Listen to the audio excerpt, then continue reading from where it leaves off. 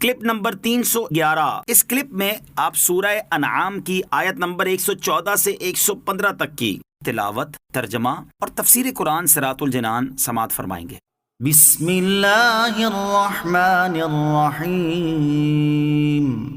ترجمہ، اللہ کے نام سے شروع جو نہایت مہربان رحمت والا ہے۔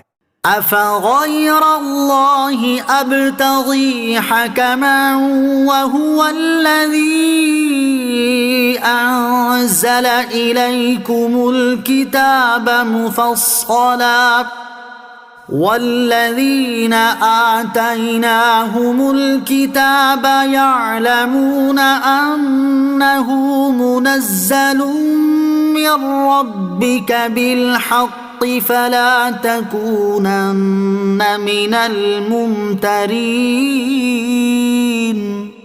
ترجمہ، تو کیا میں اللہ کے سوا کسی کو حاکم بنا لوں، حالانکہ وہی ہے جس نے تمہاری طرف مفصل کتاب اتاری، اور جن لوگوں کو ہم نے کتاب دی وہ جانتے ہیں کہ یہ تیرے رب کی طرف سے حق کے ساتھ نازل شدہ ہے، تو اے سننے والے تو ہرگز شک والوں میں نہ ہو۔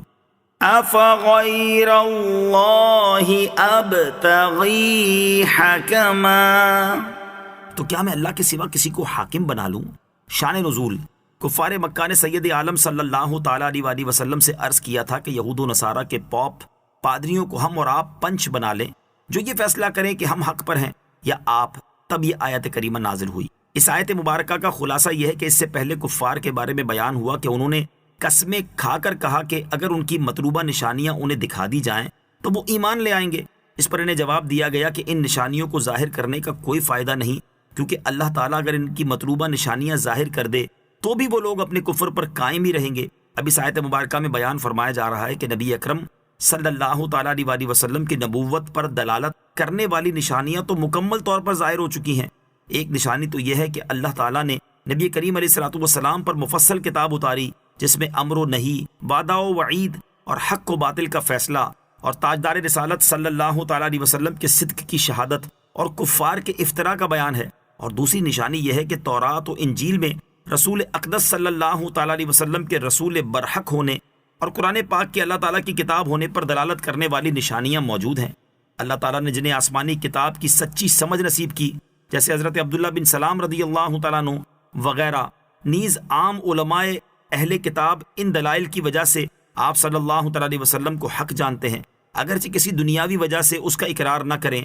لہٰذا اے حبیب صلی اللہ تعالیٰ علیہ وسلم، تم ان مشرکین سے فرما دو کہ کیا میں اللہ عز و جل کے سوا کسی اور کو حاکم و قاضی بنا لوں جو میرے اور تمہارے درمیان فیصلہ کرے، حالانکہ اللہ تعالیٰ نے میری نبوت کے حق ہونے کا فیصلہ فرما دیا ہے کہ جب اس نے عاجز کر دینے والی کتاب یعنی قرآن پاک کو مجھ پر نازل فرما دیا تو میری نبوت کے درست ہونے کا فیصلہ بھی ہو گیا، اور اللہ عز و جل کے فیصلے سے بڑھ کر اور کسی کا فیصلہ نہیں، لہٰذا اب میری نبوت کا اقرار کرنا ضروری ہے۔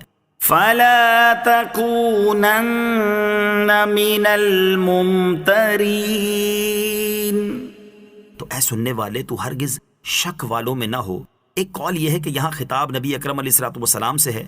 اس صورت میں معنی یہ ہوا کہ اے حبیب صلی اللہ تعالیٰ علیہ وسلم، آپ اس بات پر شک کرنے والوں میں نہ ہونا کہ اہل کتاب کے علماء جانتے ہیں کہ یہ قرآن حق ہے اور اللہ تعالیٰ کی طرف سے نازل ہوا ہے۔ دوسرا معنی یہ ہے کہ اے حبیب صلی اللہ تعالیٰ علیہ وسلم، آپ اس بات پر شک کرنے والوں میں نہ ہونا کہ ہم نے آپ کو جو بیان کیا ہے وہ حق ہے یا نہیں۔ یاد رہے کہ اس کا تعلق ان باتوں سے ہے جو کسی کو ابھارنے کے لیے کی جاتی ہیں، ورنہ حضور پرنور علیہ السلام تو شک کر ہی نہیں سکتے۔ دوسرا قول یہ ہے کہ بظاہر اگرچہ خطاب سرکار رسالت صلی اللہ تعالیٰ علیہ وسلم سے ہے، لیکن مراد ان کا غیر ہے۔ اب معنی یہ ہوا کہ اے قرآن پاک کو سننے والے انسان، تو اس بات میں شک نہ کرنا کہ یہ اللہ تعالیٰ کی طرف سے نازل ہوا ہے، کیونکہ یہ ایسا عاجز کر دینے والا کلام ہے کہ اللہ تعالیٰ کے علاوہ کوئی اور اس جیسا کلام پیش کرنے پر قادر ہی نہیں۔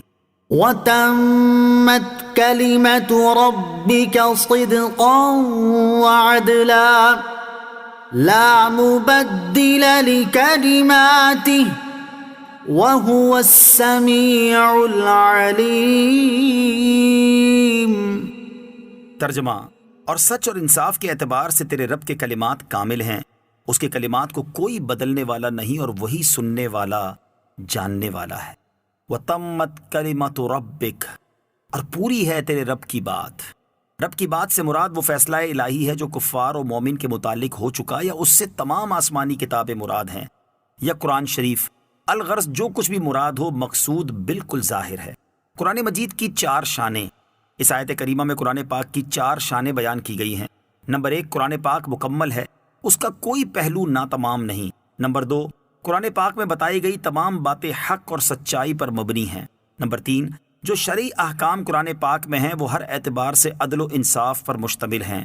نمبر 4، قرآن پاک ہمیشہ کے لیے ہر طرح کی تبدیلی اور تحریف سے محفوظ